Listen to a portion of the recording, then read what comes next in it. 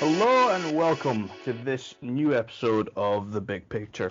On this week's episode, we'll be tackling rom-coms, but before we get to that, we need some housekeeping and some introductions. If you're new, make sure to follow us on social media at _The Big Picture on both Twitter and Instagram and get involved with some of the things we have going on there.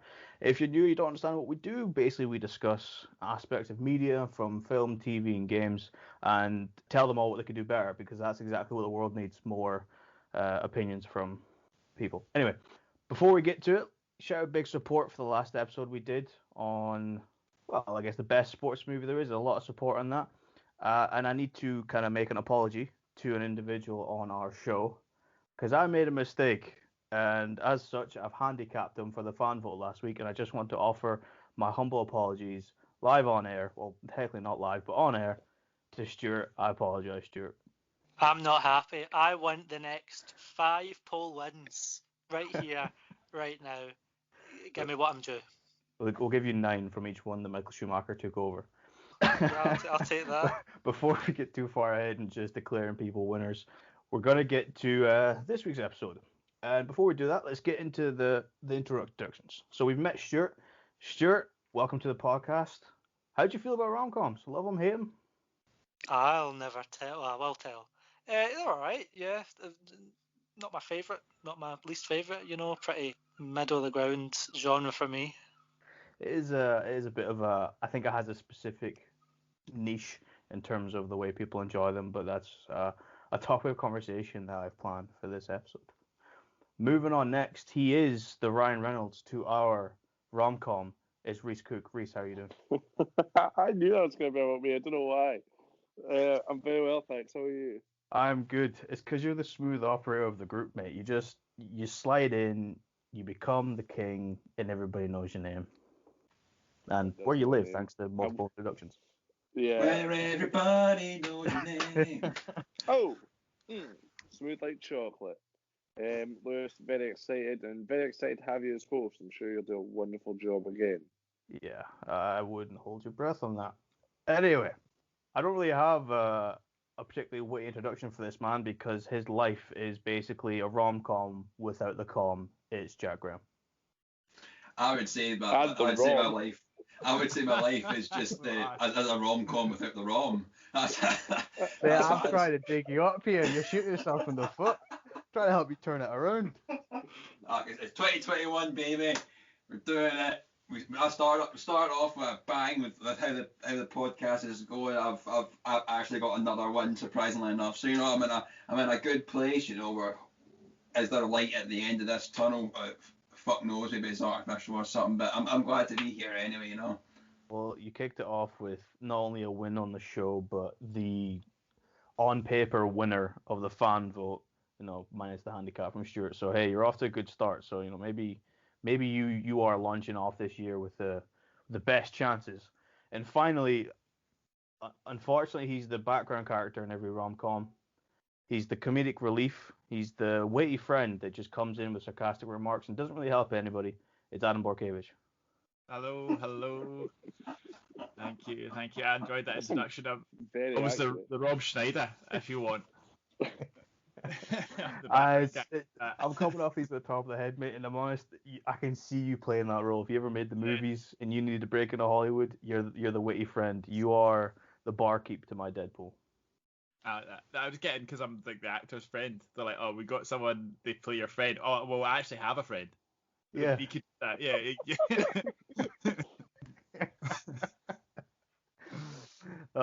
It's all fun and games here. It's all fun and games. But like I said, we are talking about rom-coms.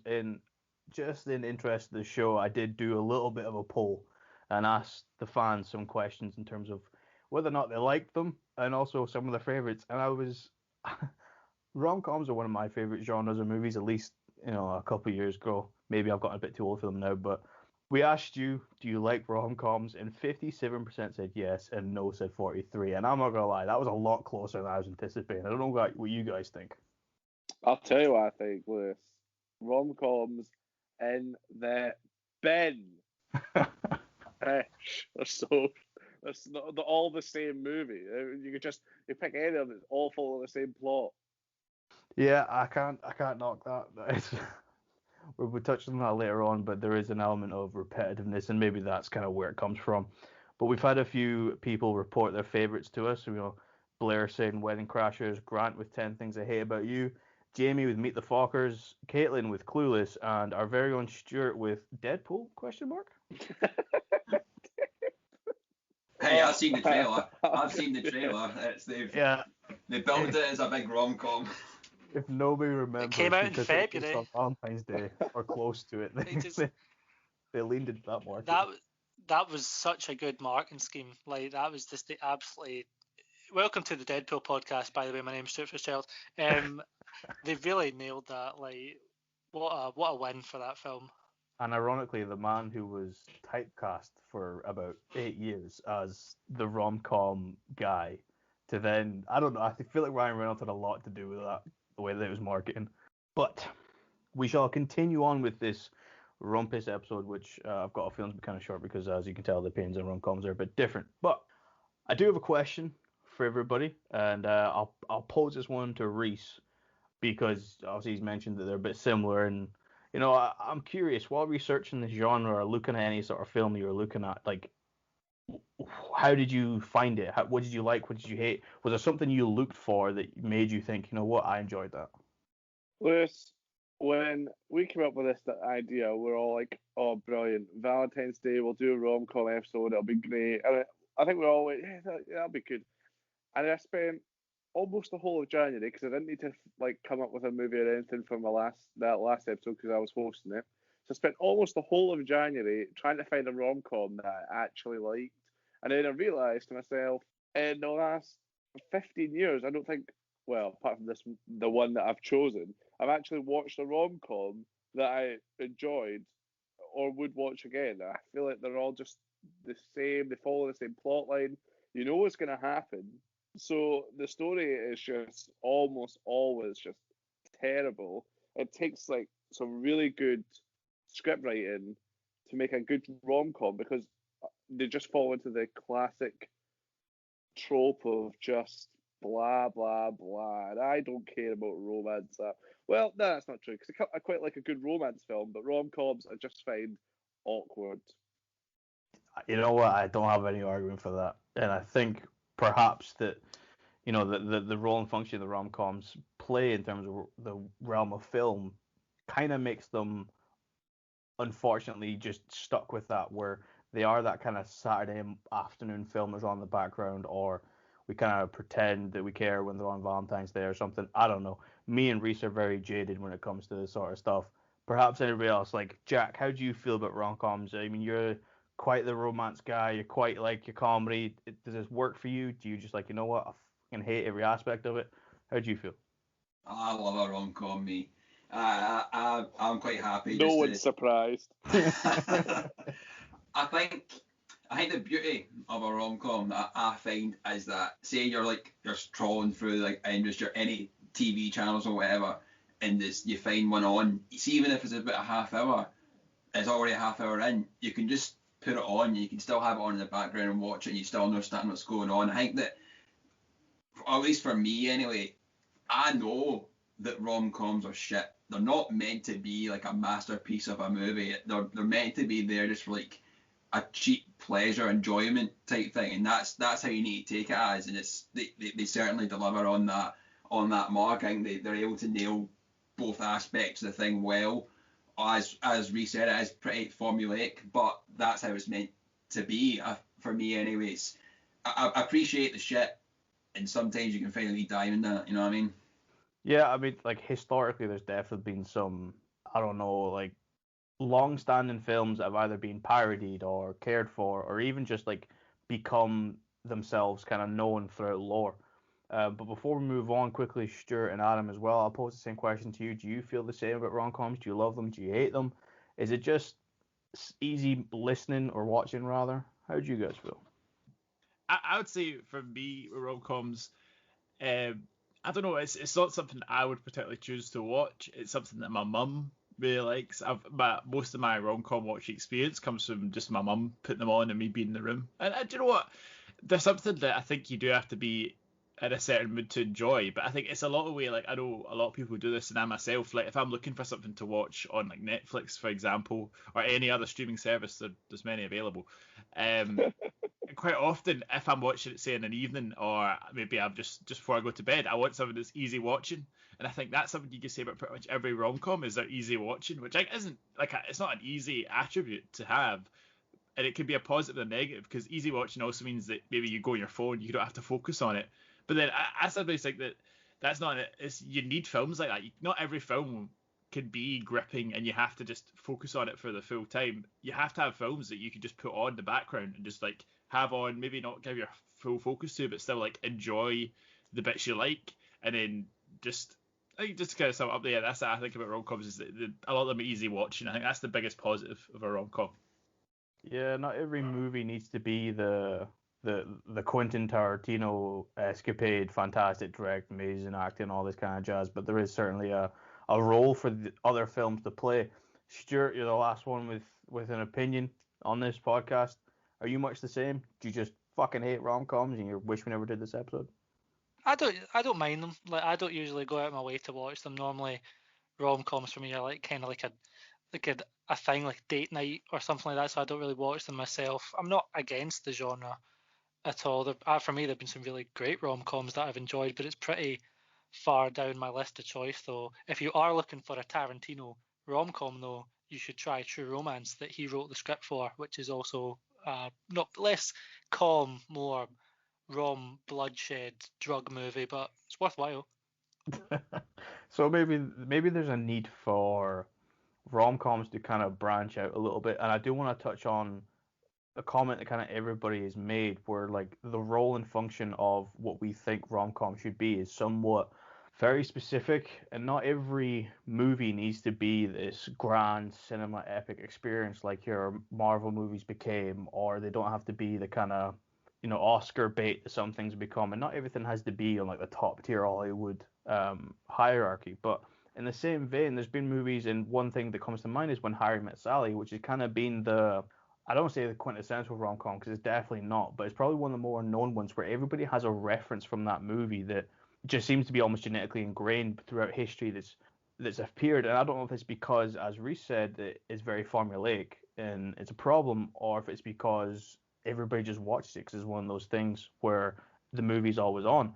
So I guess my question to the panel here is, what role does rom-com play, and is there room for them to adapt and change? Like, what would you want to see in the next rom-com? Is it, as Stuart pointed out, with True Romance and with drugs, violence, and all that jazz, or is there something different that's missing that you would want to put into a rom-com to make the genre more appealing to your general audience?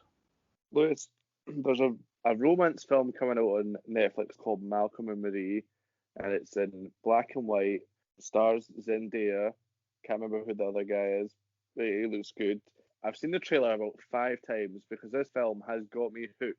I mean, don't get me wrong. Anyone that knows me knows I'm obsessed with Zendaya. I think she is just, like, different level. Her and Harry Styles, different level to everyone else on the planet. So I was obviously going to watch this film anyway. But the script looks really good. The directing looks really good. It just looks like a really good film. So romance as a category, which we all know as like A Star Is Born, films like that, Titanic, can be brilliant. Comedy, everyone's got a good comedy film that they like. Superbad, Step Brothers, that's easy watching. That's what you have. I feel like merging the two together. Look, I know it's 2021. I probably shouldn't say this, but it's easy watching comedy film for girls. They're just not great. Right? Cancel me all you want, but they're just it's like comedy for girls, and it's just boring. Right, I'm going to interject because there's something similar that I was thinking of. I can't remember what movie it was that came out recently, or TV series, that women lost their fucking minds. It wasn't 50 Shades of Grey, but it was along that kind of lines, and it was just very popular. And even in our group of friends, there were some of the girls that were talking about this show. When the show came up, I went on Twitter, and it just happened to pop up where some guy was talking about, like, oh, girls that watch this should watch this clip. So it was just a TikTok, and it was a guy saying, I've watched this TV show that everybody's going on about. It's really shit. you know you can just watch porn, right? And it kind of, I know it's an abstract thought, but maybe it's tagging on where you're on, where it's like, you know you can just watch a comedy. You don't have to like dress it up and make it something it's not. No, I feel like, to be fair though, I mean, good point. They should just watch like these good comedies. But I do feel like girls generally, I'm not saying all girls, but they just don't do anything for me, Lewis. They just don't do it. Yeah, we're on thin ice with this. Not all girls, and we are just talking from our experience, and we're not talking for the law of the land. Lewis hates women. He hates them. Trump 2024. I'm gonna put myself in a bit of an awful position and kind of stick with what Rhys is saying. I'm not wholeheartedly agreeing with what Rhys is saying. Like, comedy it's rom-com. It's there in the name. Like, the comedy factor is one of the most important factors in rom-coms. Like, if your rom-com isn't funny, then nobody's enjoying it. A big thing for me, I don't think all rom-coms suffer from this like girl humor thing that Rhys is thinking about. What I do think is that the majority of them suffer from is I don't laugh at jokes that I've seen in the trailer, and rom-coms are notorious for putting their funniest moments in the trailer, which I hate because I don't laugh at it when it's there in the film. I've seen it. Like, what else is there to laugh at? Like, why don't these trailers put like their second or third funniest moments in the trailer? Why have they always got to ruin their own punchlines? I don't get it. It's a suffering from it's almost the Suicide Squad effect, where they put everything in the one thing to almost get you to watch it, but then when you watch it, you're like, oh, I've seen all this, and it's a point for later on. But Adam, I think you want to jump in on something. Yeah, I just actually want to talk about. I kind of something I was thinking when I was trying to select a film, a rom-com, and I was looking at lists of just to try and jog your memory that way you do, because you don't want something to slip through that you actually think's a really good film. And I was looking at a list of rom-coms, and I actually found it quite difficult to categorize what is a rom-com. And I don't mean like in general. We know like there is like a huge list of films that are rom-coms, right? That they are down to earth. The rom-coms are romance and there's comedy elements to it, right? I understand that, but then by the same virtue, when I was looking, I seen there was things that was listed like Groundhog Day as a rom-com. Marley and I and was Me. like, and I was like, Marley and Me's a rom-com. Yeah, but I was like, and this is the thing, because I was like, and I looked at it and I was like, no, it's a comedy, like that's 100% a comedy. But then if someone just looked at that, and have we all seen Groundhog Day here? I don't know, Lewis, have you seen Groundhog Day? Yeah, I've seen it. Yeah, you see it. So you know yourself that like the romance element to it is important, and it's important to the development of the character at the end of the film, but it's not centered around the romance. Mm-hmm. Does that make it a rom-com, or is it just a comedy or romantic elements to it? Yeah, this is an interesting conversation. I felt the same way when I was doing the research and I saw Marley and Me, and I was like, wait, yeah, there is romance in it, but I am more invested in the dog than the romance element of it. It's just like Garfield. Yeah, I'm more focused on Garfield than I am on the Garfield's owner trying to get with the girl and having the dog and all. I don't care about that. I'm in it for Garfield. Just because there's romance and comedy in a thing doesn't make it a rom-com. Actually, I guess it does. Well, it's almost like this, like Spider-Man has a relationship with Mary Jane, but that doesn't make it a superhero romance movie. It's just a superhero movie that has a story. And perhaps with rom-coms, they need to figure out that spectrum ratio of romance to comedy and where they kind of want to sit with each one. It is an interesting point where I think movies almost have, especially in this genre, almost a identity crisis. And it's the movies that you guys have picked, and we'll get to them later on. There's definitely a sort of opposite end of the spectrum going on between some of the movies. I don't want to spoil it. Definitely. And because of that, you can tell what movies are going to be more successful than others. But Jack, I think you have something you wanted to interject with. Sorry. All I know is that after Rhys's outlandish comments, I don't really agree with it. It will be an absolute blight on this podcast if Rhys wins this episode, or even the people's vote. How? I think it's an absolute joke. How? I've just decided so. You've narrowed this rom-com into this like one category of thing to enjoy. Mate, rom-coms in the bin. I found the only one that's sufferable. I actually enjoy it. The one that you've got. Well, we'll get to it. We'll get to it later. Is this the episode where we cancel Rhys? I bloody hope so, the wee dick.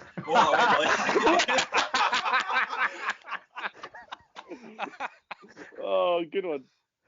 Oh my god. Keep it rolling. Yeah, Oh, but no, we keep it. definitely are. Yeah. Whew, sorry, I was caught off guard, but I was not anticipating. Oh, I love that. Oh, gee whiz. But So to bring it back, Lewis. yeah, trying to put Rom-coms it back on the suck. fucking road after Jack's just taken a punt, put us in the ocean. There's I too don't- much of a broad spectrum. Yeah, Anything, as long as it has a romance and a comedy element in it, that makes it a rom-com. Yeah, Adam raises a very interesting point, and you know what? This wasn't a question I had thought of, but I'm going to pose it to you. I don't want you to put a specific number on it, like 80-20 or any ratio or something like that, but this kind of spectrum of romance comedy, when you want this sort of easy Saturday afternoon watching, and I'm going to go to Jack first because I feel like he feels slighted because he's the one that loves this genre. When you're looking for these movies and you have that spectrum sitting in front of you and you're trying to pick the best ratio, maybe even an example of film without giving away your one. What do you like to see? Do you want to see more romance with a bit of comedy? Do you like just full on comedy with a bit of a love story in it? Like, where do you find yourself finding that ultimate joy? I quite like a healthy balance. I think with the movie that I'm going to discuss later on, I think the balance is encapsulated quite well within that. I'm not a big fan of it veering too heavy on one side compared to the other, because then it's just not what the genre is. I feel like if it veers too much on the romantic side, so to speak, it isn't really a rom-com. It's a romantic movie with kind of like some humorous parts to it that's just like kind of there for a side state. But then if it's more comedic, it's just a comedic film. It's really hard to call. But I guess that's just because the genre in itself is. I was going to say it's a bit niche, but there's a lot of films in this genre. But it's hard to think to have a balance of what could be more or less in the movie. This is maybe why they aren't seen as sort of cinematic successes, is because to get that balance, even for us to decide, and I'm going to come to Adam in a minute because he obviously brings up the point, like, because the ratio is so hard to strike. I mean, where do you lie? Do you kind of go, the Proposal, 40-Year-Old Virgin, or do you go When Harry Met Sally, or, one of the movies we'll get to later on that Rhys has picked? Like, Adam, where do you find yourself? Do you think there is an answer, or do you think it's just, you know what, it's just a problem with the genre? Sometimes you hit, sometimes you don't. Yeah, I think it's something that's part of the genre. I think to like kind of expand on the point a wee bit is an interesting point. Is like Rhys kind of brought up romances, and there was a few times we've talked about actual romance films, and he mentioned A Star as well, which is funny because it's not a rom-com. It's definitely not. It's 100% a romance film. That's what I said, Adam. Yeah, no. But I'm just, I'm agreeing with you. But I'm just saying that it's funny because there's. You'll let me finish. It's a romance. I'm kidding. I'm ready to go. But I was saying that in that there is like there's funny moments in that, and there's actually quite a lot of moments of levity in that film. And I'm gonna go a few. There's obviously there's a few more romances like that where there is moments of levity. And I think it's funny because you're right, because then what crosses a line? At what point is, so it's 80-20, let's say that's the ratio, is then that a romance film? Because like A Star Is Born, because I would say that's the ratio in that. I think you'd say that this would be 20% of like the things in that film are moments of levity, are like bits of dry humor, but that is a romance film. So I think it is an interesting balance. I think that I wonder, as like I say, when you cross the line and when it stops being a rom-com, I think to be a rom-com it has to be somewhere in that like middle, in a ratio, That grey area. Yeah, that kind of grey area. I think both the boys make good points, and I agree with both of them. But I'm not quite sure it matters too much about the ratio as opposed to the story, because if the story, like in A Star Is Born, is centered around, sadness, and that talks about quite dark topics there with like addiction and stuff like that, that's not funny as a story. But there can be funny elements in it and because the characters naturally are funny people, but the story isn't funny. And I think when it comes to rom-coms, certainly a lot of the ones I watched, it's based more around, awkward moments that happen, and it's the awkward moments in the story that's the most funny. And there's not necessarily a lot of jokes in rom-coms, but it's the awkward moments, and it's that awkward humor that makes it funny, and that's ingrained in the story. And I think that's what makes a rom-com as opposed to a romance film with a bit of comedy in it, like A Star Is Born. Yeah, there's a film that comes to mind. I watched it a couple of months ago called She's Way Out Your League, and that is kind of the film. To be fair, a lot of rom-coms fit this way, but that I think is the film that kind of encapsulates Reese's point, is that the whole film is set around a guy who ends up dating a girl that is, well, as the title says, Way out of his way out league? of his league, allegedly. And she's like, you know what, I just want someone safe, someone simple, because she's so used to this lavish lifestyle. And then he fucks it up, and I don't know how we're gonna come together. And then boom, they come together and they live a happy ever life for like 6 months before they realize they weren't really compatible and move on, but they don't talk about it in the film. There's that sort of romance films as well, but there's also ones like, I don't know, like The Proposal is one that I mentioned earlier. Granted, it's Ryan Reynolds and Sandra Bullock. It's not a great movie. It's definitely one of those Saturday afternoon movies, but the story is more around keeping. I mean, yeah, it's a bit keeping someone in the country, immigration. Jesus Christ, I'm really towing that Trump line. I'm like, fucking hell. But That's the second time you've mentioned it on this episode. I feel like someone's a little upset with the current situation. they stole the election. Whoa, I've got my. Stop the count. But at least with The Proposal, there's like an element of a story where there is something beyond just the romance element. It's actually got a story that romance then ends up playing a role. And I think that's maybe the movies that I enjoy in this genre are the ones that, as kind of Rhys says, like there's a story there and romance just happens to be tacked on. It's not necessarily, oh, we need to tell a romance film with comedy. It's rather we're going to tell this story and add elements of comedy into it, which I think makes more sense because romance is almost natural when it comes to, people that are intertwined in a big escapade. And, maybe that's where rom-coms are falling short, where they're just too formulaic. And this is the kind of the last question before we get into the actual choices that we made, which, to be fair, are fairly diverse. Is obviously Rhys said it's formulaic. I can think of films that are similar and different. So I'll maybe go to Stuart with this one. Stuart, when it comes to rom-com, do you watch the trailer and know exactly what happens, or is it just, is there ones out there that actually save the genre for you? Is it too formulaic? Is it broken? What's your thoughts? Well, as we've established, I try to stay away from rom-com trailers because, at the very least, all the jokes will be spoiled for it. I'd say like formula plagues the film industry as a whole, and it's that kind of I can see why it happens. It's that constant battle of, do you make something different and unique and powerful, or do you make something that sells? And it's usually, especially with rom-coms, it's usually the latter that wins out. I mean, it's been talked about already, but they always seem to hit those same story beats. There's always the mid-movie misunderstanding, and they split up, and they miss each other, and then there's the climax is, they get back together, and happily ever after bullshit.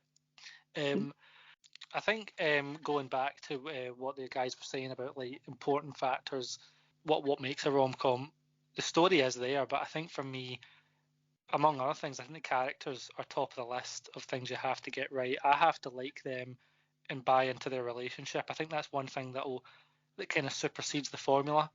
Like, one of the things that really annoys me about rom-coms is that, and I'm sure like maybe Rhys will have an opinion on this as well, it kind of glamorizes weird behaviors, like in the name of romance. Like, I've watched some rom-coms with the characters, they act quite stalkerish and sometimes just downright shitty. But everyone gives it a pass because it's a rom-com, that's romance and true love, and when I'm like, I don't really like that.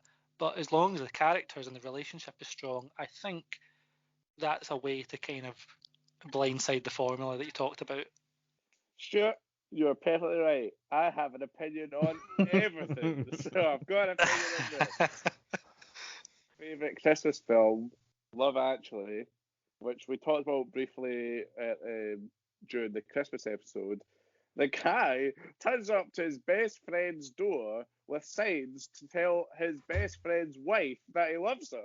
That's not normal behaviour. That's not romantic. That is outright just outrageous. I would be raging if one of you guys did that to me. I would beat the shit out of all of you. That's the power of love. That's the power of love. It makes the world go round. It doesn't make the world go round. It makes people fight. Don't need money. Back to the Future best rom-com. He nearly kisses his mum. We should do a Back to the Future episode. And you've got Back to the Future 1, 2, and 3. We've got to defend the best, and that means we don't need to have all of us on for an episode. We can kick Rhys out for one. Yes. One's the best. That'd be the shortest episode. We'd all be like, the first one's the best. That's it. Episode over. As Stuart has kind of pointed, there's a glamorization of really toxic behavior, and I don't know if anybody's on the subreddit. I think it's one of the ones. I think it's 2 chromosomes from, but I can't remember what it is. But it's basically like a lot of women share their experiences about bad behavioral things and things that are going on in the public sphere that that some people find okay and is actually not. To be fair, a lot of the examples are very clearly not okay, and I think rom-coms kind of. I shouldn't say they give this impression as if this kind of behavior is okay, but there's a lot of times, even recently, sat down and watched a film with a girlfriend, and like, I maybe hyperanalyze films because we do this kind of podcast and we talk about things a lot, but you're just watching me go, if anybody had done that, they would have been arrested within 2 days. There's no way that this can be okay, and perhaps that's another reason where rom-coms fall short, is just like, you find yourself going, oh, come on, really? Most of the time. I don't know, at least probably that the whole time. Lewis, the most famous romance film of all time, or, well, it's not a film, the most famous romance play of all time, Romeo and Juliet, a 14-year-old boy convinces his girlfriend to kill herself because they can't be together. Romance movies in general, or plays, going back as far as Shakespearean times, have just been completely bizarre. So basically, romance is dead. It doesn't exist. Everybody should just go on with their lives and fuck corporate made. And Epstein didn't kill himself. I just want to come in and feel like maybe you've slightly miscued the plot of Romeo and Juliet there. He doesn't convince her to kill herself. Mate, she does kill herself. I know she does. I'm not denying that. But what happens is that he pretends to kill him. They both pretend to kill themselves to then sneak away because they can't be together because society and their families hate each other. So they want to just go away and not cause any problems. They pretend to kill themselves and then movie over. He wakes up. It's a play, Jack. That's a movie too. Leo DiCaprio, wasn't it? That is actually a good film. That is a really good film. That is good, to be fair. Yeah, and he wakes up and he thinks she's dead, so he kills himself, and then she wakes up and then he's dead, and she's like, "Oh my god, he's dead! I can't live with him," and she kills herself. Perhaps some poison does last upon life. Yeah, so he convinced her to kill herself by being dead. That's what pretty much I just said. So don't know why being so pedantic about it. So we've had some interesting discussion. I think now we should hear the cases for the best rom-com from our panelists. 4 pitches, 4 movies, and not only will we decide who wins in this episode, but all you listeners can head over to our Twitter, _thebigpicture, and vote for your winner. Now, he was the man that loved this genre. Now, I'm going to go with him first. Jack, what is the best rom-com, and why is it not Love Actually? Well, I was torn between including Love Actually and this or not, but I was like, I can't repeat the same pitch twice pretty much, so I've decided against it. I'm happy just keeping that as a Christmas movie, and I've decided to go with Hitch as the best rom-com ever, full stop. It stars Will Smith, Kevin James, Eva Mendes, and the story is Will Smith plays this love doctor, quote unquote, as Alex Hitchens, and he helps people that feel that they're down on the luck of love, maybe don't feel that they look the best, don't feel themselves, and they get those that are like they attain as being like beautiful or whatever, so they can get the beautiful people they so desire, and that's what Will Smith coaches them to do in that film. And during that time, he helps Kevin James get with a celebrity in this, but also he's fallen in love with Eva Mendes, a news reporter working on outing the Love Doctor. And it's the whole story goes on with that, blah, blah, blah, and ends up that Kevin James gets a celebrity girlfriend, Will Smith and Eva Mendes get together in the story. But I'll tell you for why it's the best rom-com of all time. Now I've got 1, 2, 3, 4, 5, 6, 7, 8, 9, 10, 11 points. So here we go. Here we go. How many of them are the fact that Will Smith is in it? 3. So when it first came out, it shaked up the kind of rom-com status quo at the time. It was I looked at various websites. Some say it's the 3rd highest grossing rom-com of all time. Some say it's the 6th. Some say it's the 7th. So I'll just give it a generalisation. It's a top 10 rom-com movie of all time, and this list is overly filled with what can just be considered like a white film, so like the main character and pretty much the full cast is like all predominantly white. And this was a concern when Hitch was being developed as a movie, but they went in the direction of casting Will Smith and Eva Mendes, and it went on to great success. They all play their characters well, and it very relatable with the audience, and that shows the success this movie has, that a mainstream audience does have like an appetite and an appreciation for a diverse love story. So a lot of what you would have seen in the past with rom-coms, this kind of shaking up a wee bit, shows that there is scope for more, so to speak. And speaking on the topic of Will Smith, I've got down here, this is one of his best film performances. Like we all have a wee joke, we all laugh. I really like Will Smith, best rapper of all time, best movie actor, blah blah blah. But we can see his charm come out. I think it's quite clear that he's one of the most kind of charming actors, so to speak. He's got that kind of thing about him that folk just kind of gravitate to, and this shows in this movie, because his character Hitch is like Will Smith to the max personified in a way, and it's it can be described as being cool and smooth, and that's shown in the first scene. He's doing his montage of like coaching folk to get in there, so it's kind of displaying the best qualities of what Will Smith as the actor has. And this is the only rom-com that Will Smith features in, so it's like one of the biggest actors of our generation, and he's only appeared in one rom-com. You could argue that Focus is a rom-com, but I'd say it's more like a romantic crime dramedy type thing. And it could be argued if you're going to do a one and done rom-com, just make it the best rom-com in the world, and I think he's done that. But away from Will Smith, I think this is also Eva Mendes' career best performance. She's sexy, smart, witty, charming, and tough, and that's exactly how to describe Eva in this movie. Her and Will proved to be perfect casting for the role. They bounced off each other so well, it just worked out great. That she stopped acting with her last film credit being 2014, and arguably Hitch is the kind of film she'll be remembered for. She'll always be the news reporter that Will Smith ends up with in Hitch. And her success in the movie was replicated in Crazy Stupid Love with her real life partner Ryan Gosling. I think that's credit to both Eva Mendes and the movie itself, to be shown that that same formula in a sense can be repeated again. Obviously that film went on to great success as well, so it proves the point that Eva Mendes did do really well in this movie. And it's a movie that Kevin James is actually good. He's in a lot of that kind of cheap comedy stuff, but he's a well-known face in many a substandard Adam Sandler movie. Not many folk will go on and say, who I love as an actor? Kevin James. You've seen like Mall Cop and whatnot. It's not the best, but who I love in Hitch? Kevin James. I think he sets the bar for like the best rom-com male friend, and that the good side character you so eloquently described Adam as.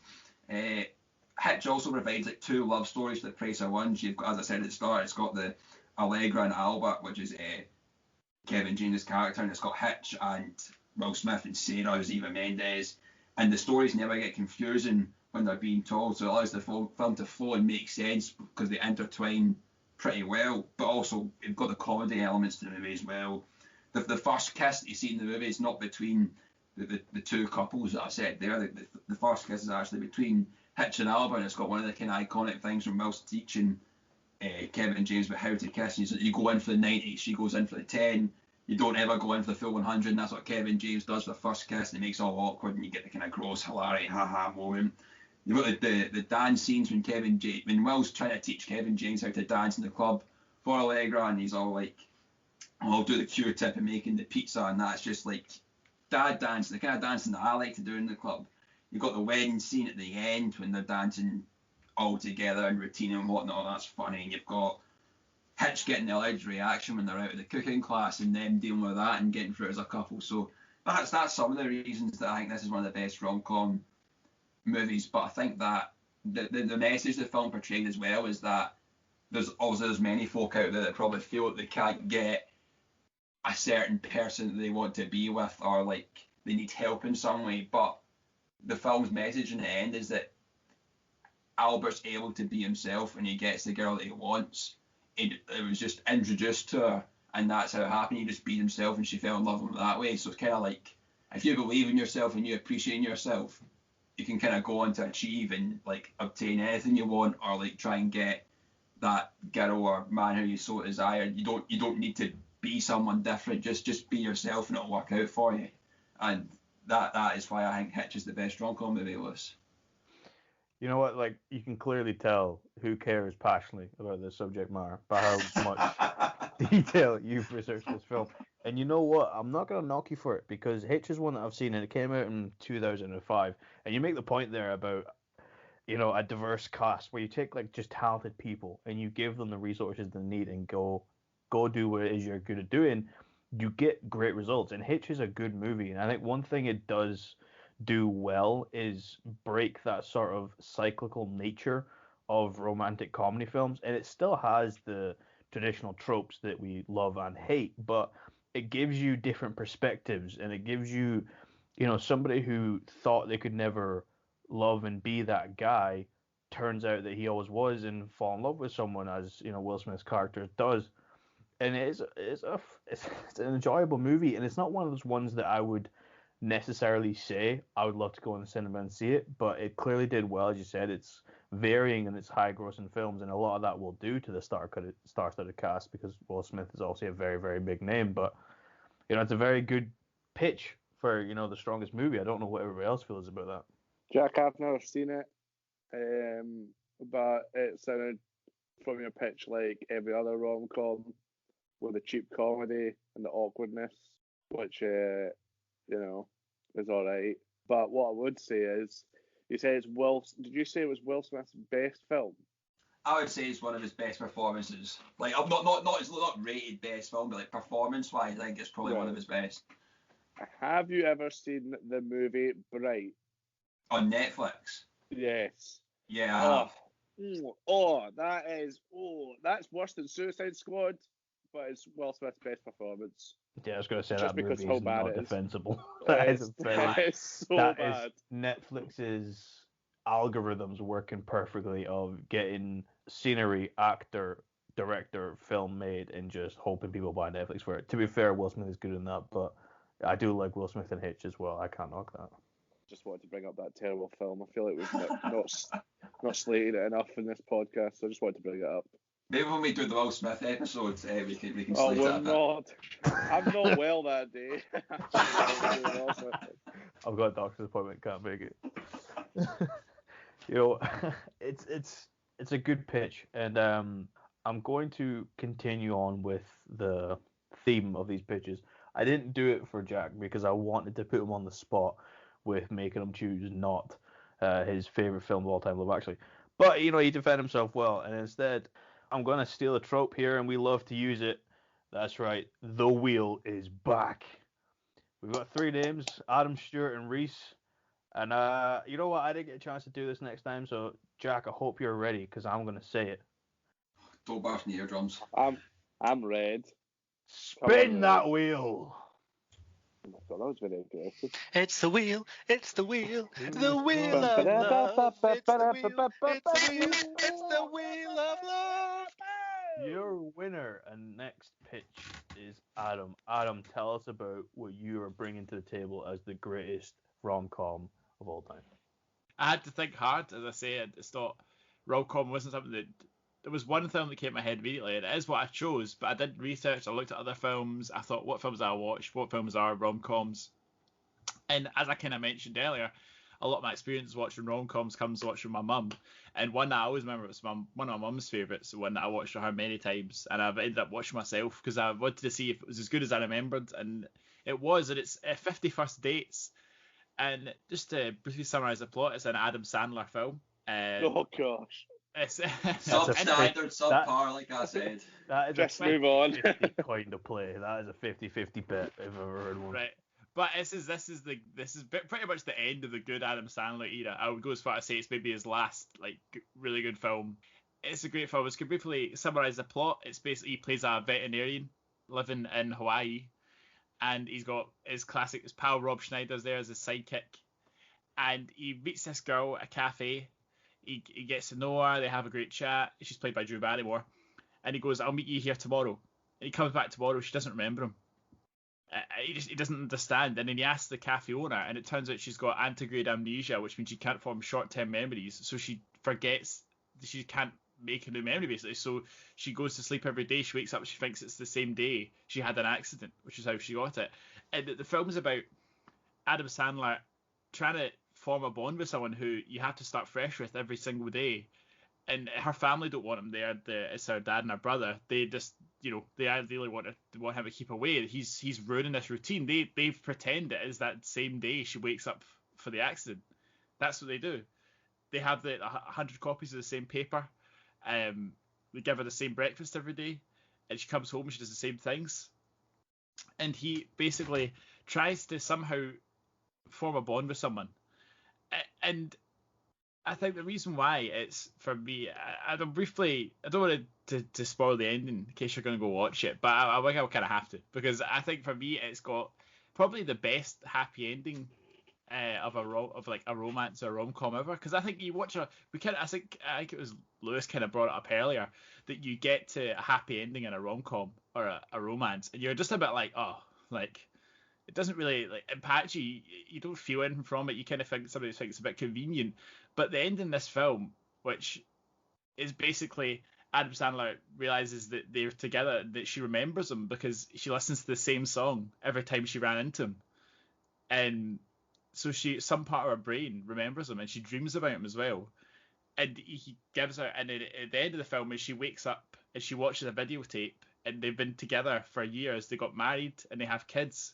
And basically every day she wakes up, she watches this tape, and it tells her what's happened in her life, so she can live a normal-ish life with Adam Sandler. And I think for me, that's just such a good ending, and it makes me feel happy. It's something I just really enjoy when I get to the film. And I think we bashed Adam Sandler a bit, but for me, this is him at his best. His jokes, they're a bit lowbrow, but they're relatable. Everyone knows that it's a good Adam Sandler film. You laugh a lot, and I think it does get the comedy right in this. But you also get to see the kind of deeper side of his character. He's kind of portrayed as a womanizer at the start, but he develops into someone that really cares about her. He has to really try and do something that probably no one's ever done before, that he's never had to deal with before, and show a lot of perseverance to really be with this woman that he loves. And I also think we talked about the formula of these films, and I think as much as it does sort of stick to the formula, it comes at it from a different way, so it feels fresh. It doesn't feel like it's been done before, which I think is something that's a real strength of this film. And I think overall, the fact is that as much as this is a rom-com, it's easy watching. I think it's also got a lot of emotional impact, and for me, that's why it's the best rom-com ever. Adam, excellent points. Really liked it. I actually really like the fact that you said that you watched this a lot when you were younger with your mum, because I was similar. Like my mum would have this on whenever it was on, like Channel 4 or whatever it was on. My mum would always watch it, and I would always watch it too, and I really enjoyed it. But who said Groundhog Day wasn't a romance film? Because Adam's just told me it was. I feel like that's what he's just said, because we live in the same day over and over again.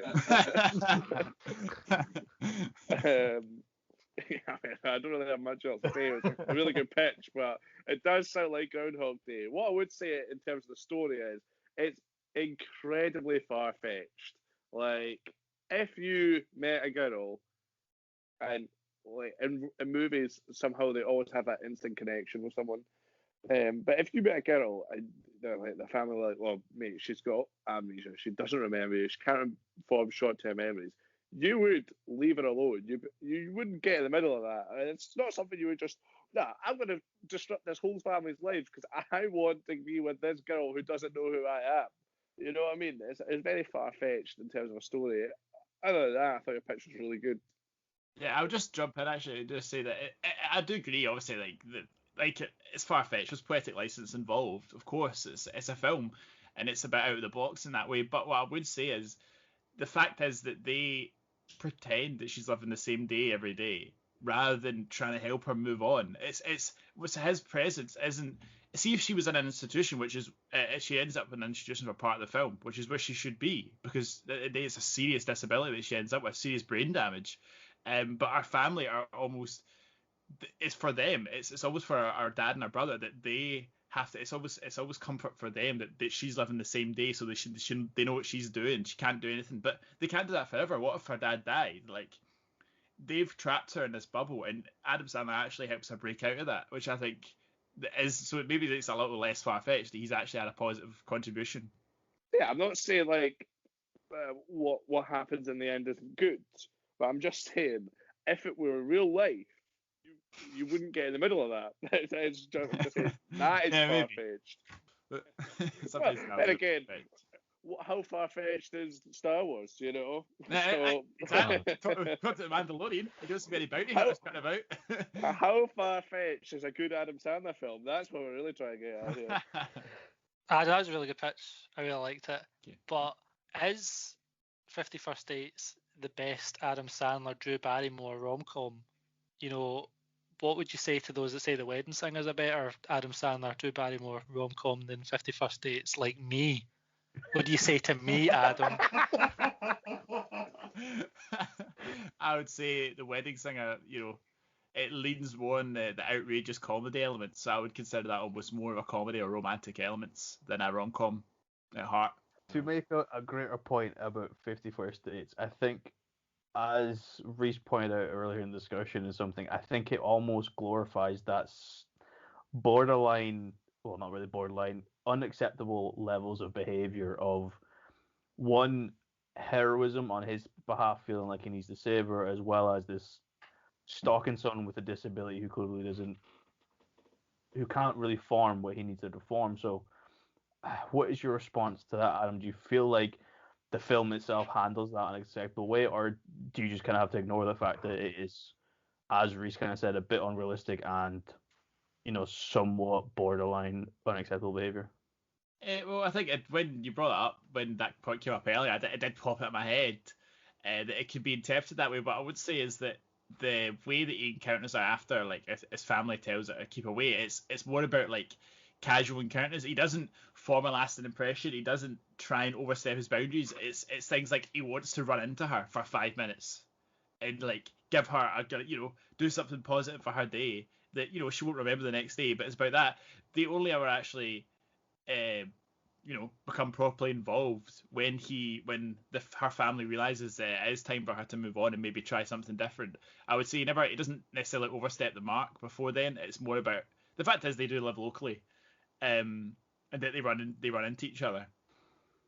So they just make sure they run into each other more. I was just gonna say, Adam's answer there kind of made it seem like he was more of a stalker.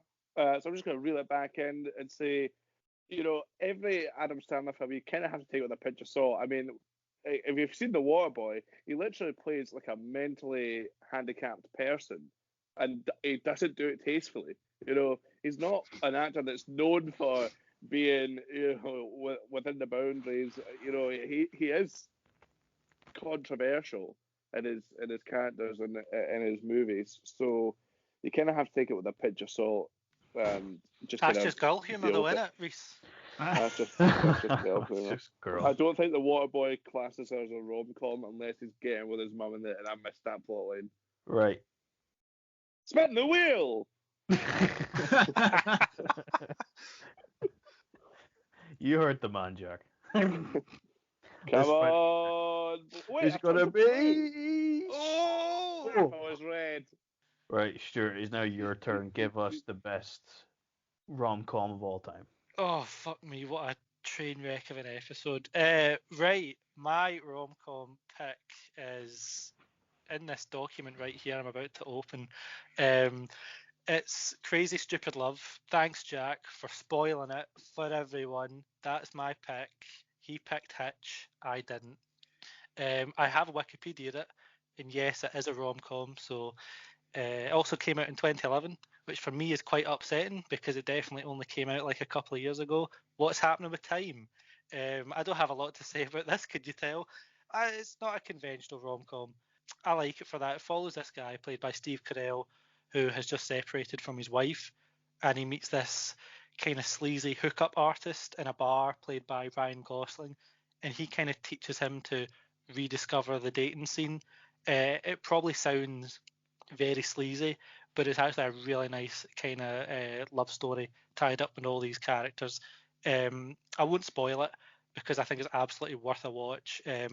But the Ryan Gosling, Steve Carell plotline is not the only plot line throughout the film. There's like 2 main ones and a couple of side plot lines. And what this film does really, really well, they're all great to watch, but the film somehow manages to tie them all together really, really well. And you don't expect it to. I certainly didn't. Like, it kind of comes out of nowhere, and you're like, oh wow, what a great way to just completely tie up all the loose ends. It's a testament to the type of storytelling that could be done in a rom-com, but they don't really seem to attempt it much. The acting in this is just chef's kiss. I love it. You've got so many fantastic actors in this film. You've got Steve Carell, Ryan Gosling, Emma Stone, Julianne Moore, Marissa Tomei, and Kevin Bacon, and they're all great in it. Steve Carell, we all know how funny this guy is, and this film's no exception.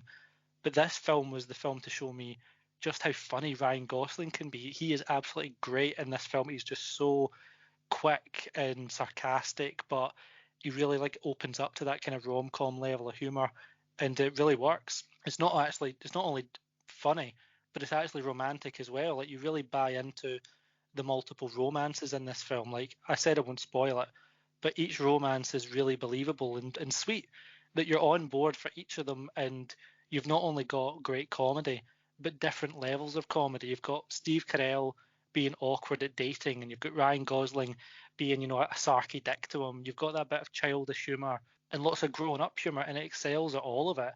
I've just got a couple of quotes from some reviewers which kind of really seal the package for me. They explain it way better than I ever could, because they really resonate with me, and it encapsulates the exact type of rom-com I like to see. One reviewer said, it's a movie that understands love because it understands pain, and that's really quite prevalent in the film, because it's all about how romance can influence pain, and then how pain can then influence into another romance. It is really quite good at that. And another said, it's just a sweet romantic comedy about good-hearted people. So that really speaks to me, because as we said, I hate rom-coms where everyone acts weird, like a stalker. No restraining orders. In this film, it's all nice, good fun, and that's my pitch. I really like it. It's a great film, and I'd highly recommend it to everyone. When people sent me their picks, I know all the movies. I've seen a lot of them. As I said, rom-com was the top tier genre for me a few years ago. Don't look into my past. The Crazy Stupid Love film was one of the ones that was sent. I was like, that is a genuinely good film. Romantic comedy aside, as you've said, the acting in it is amazing. And I don't know what came first, but it's the same year of release. Ryan Gosling had also done Drive, which if you haven't seen, go watch that film. He is amazing in that. And one thing that I think he nailed in that film, and he does in this one, is his physical presence as an actor. Not just saying the dialogue and following the cues from the director, but kind of letting him become the character and letting his own kind of skills start to show on screen, and the kind of buddy cop sort of feel that him and Steve Carell have in the film is just, it's hilarious. I love it. And the wrap up at the end, as you kind of mentioned, I don't want to spoil it, because I generally do recommend it. It really does kind of sell the film, and it does strengthen it. However, and I'm going to have to get Jack involved in this, because there's a lot of similarities here, and the timing is more in Jack's favor. So between the two of yous, is Crazy Stupid Love just Hitch done differently? Yes, I would say it's different enough to say that it is two different movies. It's not completely identical, but it's kind of, I'd say what I mentioned with the whole Eva Mendes thing and Ryan Gosling, they tried to replicate some elements of it. So there's definitely similarities, but I would say it's too close enough that it's a straight copy. That's some fire. I'd say it is. I mean, what did I do to deserve that? Nothing is what I say, but that's just Jack, and it's girl humour. But what I'd say is, with Will Smith, it's been quite a while since I've seen Hitch, but that's his job, isn't it? As you've said, that is who he is. It's not as a person, but that's his job, is to, He's a love doctor. Oh, he's a love doctor. I don't know how many TV series there are these days, like Married at First Sight, that are on E4. I'm sure every feckin' person's watching these days. They do exist, unfortunately. And I'm training to be one, but nevertheless, it's the thing about that is Ryan Gosling. That's not his job. That's just how he's retreated because of his own love life, like in his own personal history, that's just what love has become to him. It hasn't become love. It's become a safety mechanism that he just shuts himself off. He sleeps with a different girl every night, and he only takes Steve Carell under his wing just because of their chance meeting.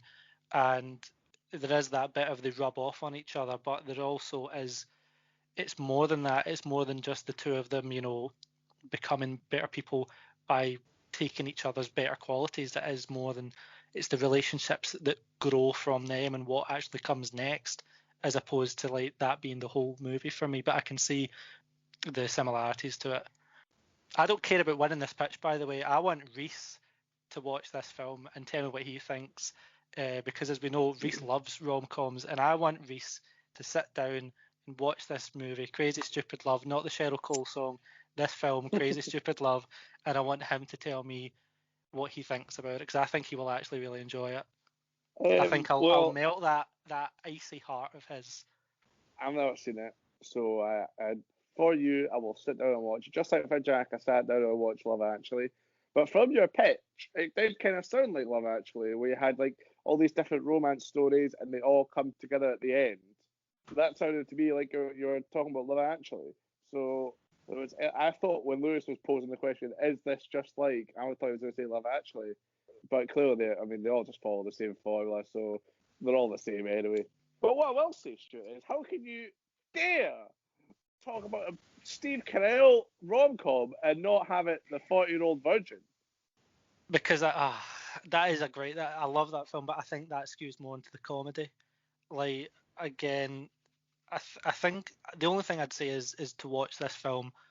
I think this as a rom-com, the com is great, but the rom is fantastic. Like, for me, I'd rather, like, this is an actual rom-com where it just really does the romance so well, like across the board, and it doesn't, the humor is throughout, and it's really good. It's not, doesn't beat you over the head with the humor. It's really subtle dialogue and character work. Like, I think that's what really separates it from 40-Year-Old Virgin, which is a great film, absolutely fantastic film, but that's a different type of rom-com. That's more into the kind of lewd adult comedy thing. For me, I wouldn't really class that as a rom-com. I'd say that's more of a comedy romantic element. He's defended himself well, and the last man standing, I might as well give it to him. Jack, spin the wheel. Let Rhys watch his name go in circles in a dizzying speed and ultimately land. I'm knackered from these pictures already, so this is just adding on to my depression. So, Rhys, you're now allowed next. to say that online. Give us your pitch for the best rom-com. My pitch, and like Stuart, I Wikipedia'd it, so it's definitely in the category. My pitch for the best rom-com is Silver Linings Playbook. Guys, if you've not seen this film, you have to go and watch it. This film came out in 2012. Before it came out, Bradley Cooper had starred in Hangover, and he had also starred in, what is that other? It's just some other crap film. I can't remember what it's called at the top of my head right now. Limitless. That's exactly what I was talking about. Yeah. So he was still trying to find himself as an actor, and I think this is the career-defining movie for Bradley Cooper, because since then he's been involved in a lot more romance films, and obviously we've seen, I think, what is his best performance now in A Star Is Born, and I don't think that would have happened if it wasn't for this film. The reason I think that this film is the best rom-com is for two factors: the story and the acting. I'll start with the acting. Robert De Niro plays Bradley Cooper's dad in the film, and it's Robert De Niro's best film for the last 30 years, and I mean that wholeheartedly. His acting in this is just excellent. As is the other two actors which I'll mention later. The beauty about this film is, in the story, is that every character is mentally ill, but it's only the two leads, played by Bradley Cooper and Jennifer Lawrence, who are portrayed as mentally ill by society because one's been institutionalized and the other one is going to therapy. So it's only those two that are portrayed as mentally ill by society. But the fact is that every character in the film is mentally ill. So Robert De Niro plays the dad of Bradley Cooper in this film, and he acts like he cares about his son, but really he's embarrassed by him because he's mentally ill and he was in an institution. So he only cares about his son, not embarrassing him. So he portrays this very well. And it's ironic, like I said, because he too is mentally ill. He's got anger issues. He's banned from the Philadelphia Eagles Stadium for fighting. So he's got severe anger issues, just like his son, which is what he was institutionalized for. He's also got OCD because the film alludes to it a lot. He's got gambling. He's also got addiction, which is a mental illness as well. And he has to have his remotes in a certain way. He has to hold a handkerchief in his hand. He has to do all these things. He has to have a certain amount of envelopes because he's got OCD. But no matter how many times people tell him that throughout the film, he's like, no, I'm fine. I'm not mentally ill. Just like a lot of people, unfortunately, are in society today. Bradley Cooper, his acting in this film, also phenomenal. I think it's his best performance, like I said, outside of A Star Is Born. I think it's acting in this is so good, and it's not easy to portray someone that's mentally ill. And I think I'm going to give credit to Robert De Niro, Bradley Cooper, and Jennifer Lawrence here. But I think you really need to focus on the fact that it isn't easy to portray someone that's mentally ill. You could end up being like Adam Sandler when he portrayed someone in The Waterboy, because it's not easy. And obviously that is supposed to be a joke film, but this film's a bit more serious.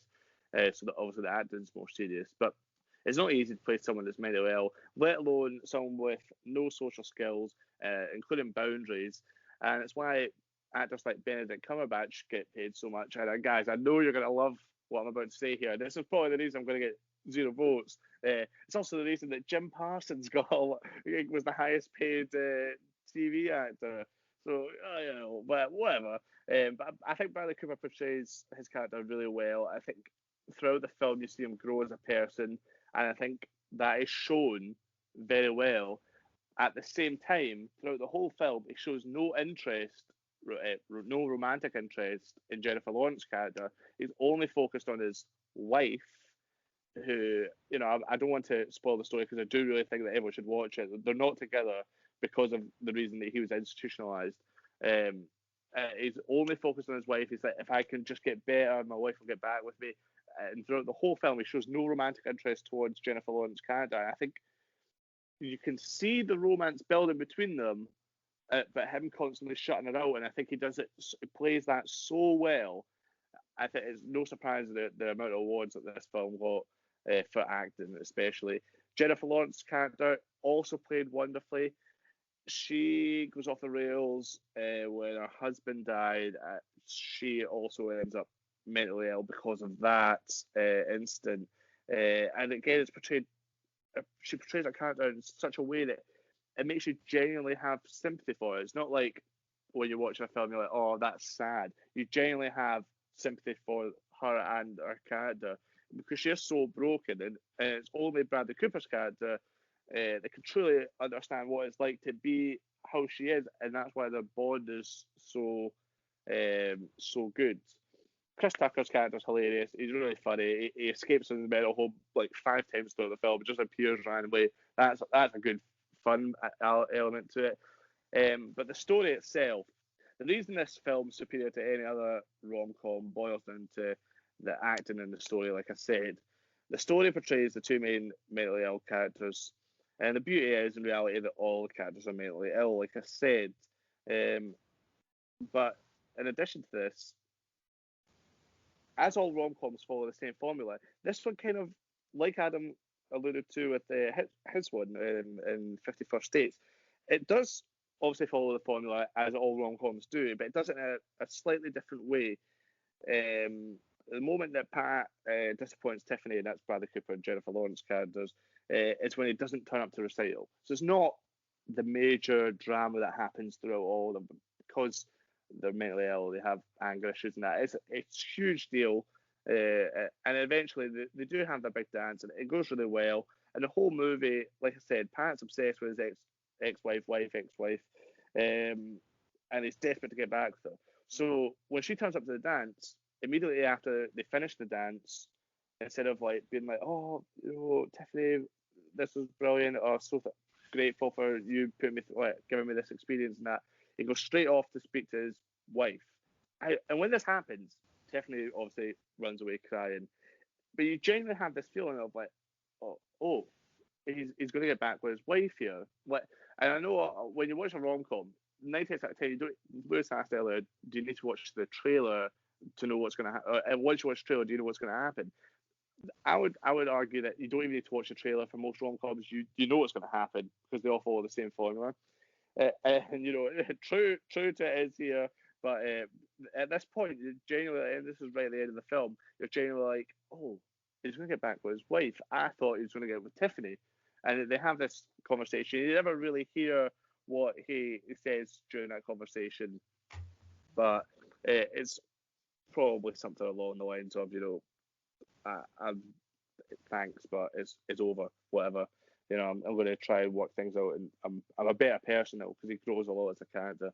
And then, they have the heartwarming end and the big kiss, which won an award for best on-screen kiss. And genuinely, the story actually had me tearing up, and I don't cry. And I was genuinely moved by the big kiss in this film. So one thing that really stuck with me during this film is Robert De Niro's, I would say, his final line of any importance in the film. So throughout the whole film, the only thing he talks about, because he's an addict with OCD, the only thing he talks about with the whole film is football. It's football, football, football, football. And I can relate to that because the main thing that me and my dad ever talk about is football. So I did find it quite relatable. But there was just this one bit where after Pat had gone to speak to his wife, the dad, Robert De Niro, comes up to him and he's like, look, mate, he gives us a great speech to him. And it's basically like, bun it off for her. She probably never even loved you in the first place. This Tiffany girl definitely loves you. You should definitely go for that, or you'll spend your whole life regretting it. And it's just like, it's a big moment for his character. The acting's brilliant for it, and it's just huge, the story. And it's just like, I was genuinely moved by that as well. I felt genuine emotion watching this film, which I don't feel with any other rom-com. So I think this film, like I said, is the most important one in Bradley Cooper's career because I think it steered him towards the right path of acting. Otherwise, we could be watching Hangover 7 right now. And with 47 awards, I think Silver Linings Playbook is the best rom-com. You make a very good case. It was, you look at the awards they were given, like every single actor was awarded for best performance. Only Jennifer Lawrence won the Oscar for it, but this film, I think Jennifer Lawrence is at her peak, and if Bradley Cooper went up from here, Jennifer Lawrence I think went down from there, but that's a topic for another day. Stuart. Awards. We spoke last week about how we don't care about the Oscars and sports films deserve the Oscars, blah blah blah. Rhys did a good argument there. That is, him and Adam have made really good pitches about the fact that romance films and rom-coms, they shouldn't shy away from mental health issues, and people that have got mental health issues or health issues in general shouldn't be denied a romance at all, whether it's in film or in person. But what I want to say is, Rhys says he doesn't cry. Rhys, Celtic are 20-something points below Rangers. All right. You don't cry. I say you lie. That's so. My football opinions are not relevant to the movie podcast. Listeners, do not heed his words about, I don't cry about anything. Listen, it's only you, Lewis, that ever bring it up. Right? Just wrap it the two. Nothing. I've heard nothing for the last 9 years, and all of a sudden, everyone's a Rangers fan. Eh? What's this all about? Move on. Yeah, definitely. Let's move on from that. But one thing about Silver Linings Playbook, and I think it's quite important, as you touch upon, is using comedy to deal with difficult circumstances, even with a romance intertwined. And I think romantic comedies are somewhat uniquely positioned to deal with that, like Silver Linings Playbook has done, and to a lesser extent 51st Dates. And there is definitely a kind of a chance for them to do something serious, and just sometimes I think the comedy element takes over too much. So, that's a great pitch, and it's definitely, awards aside, probably one of the strongest movies in terms of just acting and skill and talent. You know what? That doesn't always necessarily mean you're gonna win the pitch game. So It really does. it really does. That is correct. So if you four, after hearing the following pitches, we had Stuart with Crazy Stupid Love, Jack with Hitch, Rhys with Silver Linings Playbook, and Adam with 51st Dates. If you guys could message me your votes, and while we tally that up, I just want to say a big thank you for the support in the previous episode, which we were tackling the next big sports movie. You guys seem to really appreciate that. We had some great interaction on it. And I just wanted to make sure that you guys knew to follow us over on Twitter _ the big picture, in which you can tackle and suggest episodes for your own. We'll be taking fan suggestions as always, but also you'll get the chance to vote in the fan poll, and that's really what we care about here, because our opinions don't really matter. We want validation regarding our opinions. And before I announce the winner, just want to let you know our next episode will be tackling music movies. Not necessarily musicals, but music movies nonetheless. And our illustrious host will be Adam. Adam, how are you feeling for that episode? I'm very excited. I'm a very musical guy. It's probably music. Probably, I don't know. I think since lockdown, it's maybe the media I consume the most. So I think I'm really looking forward to talking about how it interacts with films, and looking forward to hearing everyone's opinions on it. So if you make it this far, make sure to send us your suggestions of what you think is the best music movie. But Adam, you'll be glad to know not only are you hosting the next episode, you'll be hosting as the winner of this episode. Oh, whoa. Thanks very much. Thank you. It was very clear. 3 votes for Adam, and the only person who couldn't vote for Adam was himself, and he voted for Jack. So there you go. Adam, how did you feel? I'm surprised, I have to say. Just, maybe because rom-coms, maybe isn't my genre, but I think sometimes you just got to go with the film that comes to you. And I think, as I said, that First Dates came in my head, and it's a film that's always meant a lot to be my mum. So I'm really glad I won. I thought it was some good competition as well. I thought, even though Rhys and Stewart both, like me, said they weren't maybe as enthusiastic about rom-coms, I thought they still talked really well about why their films are good rom-coms. And Jack, obviously, the rom-com expert, the rom-com guru, Jack Hitch Graham, as he's known. I thought he had that's why I voted for his pitch as well. I thought good competition. I'm very pleased. Thanks everyone for your votes. I'm very pleased to be the big picture champion. So basically, from that, I can suggest that you really owe this win to your mother. Yeah, I'll be sure to tell her. She'll be very pleased. Shout out Adam's mom.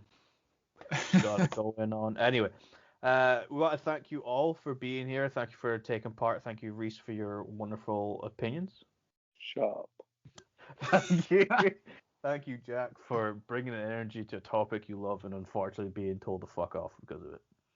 Aye, it's great always to be here, and happy, well done. It's a good show. Thank you, Stuart, as well. Stuart, you would have got my vote because Crazy Stupid Love is genuinely probably my favourite out of those 4. Blow out your ass, Lewis.